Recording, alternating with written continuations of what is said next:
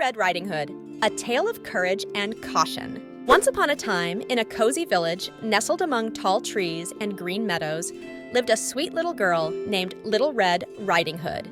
She was called Little Red Riding Hood because she always wore a bright red hooded cloak that her grandmother had made for her. One sunny morning, Little Red Riding Hood's mother called her and said, "Little Red, your grandmother is not feeling well. Would you be a dear and take this basket of goodies to her? She lives on the other side of the forest." Little Red Riding Hood happily agreed. She packed a basket full of freshly baked bread, cookies, and a jar of honey.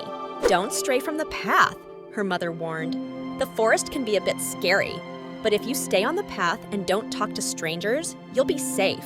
Little Red Riding Hood kissed her mother goodbye and skipped along the path through the forest. She sang songs to herself and enjoyed the beauty of the trees and the chirping of the birds. Meanwhile, lurking in the forest was a sly wolf who had overheard Little Red Riding Hood's destination. He wanted to trick her and eat up all the goodies in her basket. The wolf hurried ahead of Little Red Riding Hood and reached her grandmother's cottage first. He knocked on the door. "Who is it?" called out the grandmother. "It's me, Little Red Riding Hood," said the wolf, trying to disguise his deep voice. "I've brought you some treats because you're not feeling well." The grandmother, who was feeling a bit poorly and couldn't see well without her glasses, said, "Come in, dear." The wolf entered the cottage and quickly gobbled up poor grandmother in one big gulp. Then he put on her nightcap and glasses and climbed into her bed, waiting for Little Red Riding Hood to arrive. Before long, Little Red Riding Hood reached her grandmother's cottage. She knocked on the door and called out, "Grandma, it's me, Little Red Riding Hood.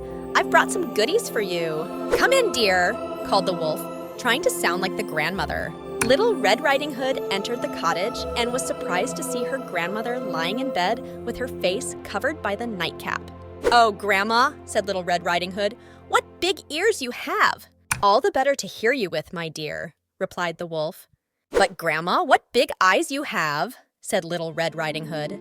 "All the better to see you with, my dear," replied the wolf.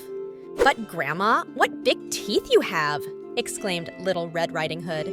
"All the better to eat you with," growled the wolf, jumping out of bed. Just as the wolf was about to pounce on her, a woodsman who had been passing by heard the commotion. He burst into the cottage with his axe and chased the wolf away. The wolf ran off into the forest, never to bother anyone again. Little Red Riding Hood hugged her grandmother, who was safely hiding in the closet, and they both thanked the woodsman for saving them.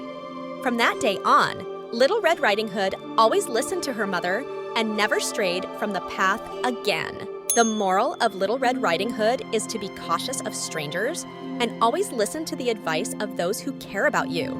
It's important to stay on the right path and not be fooled by appearances.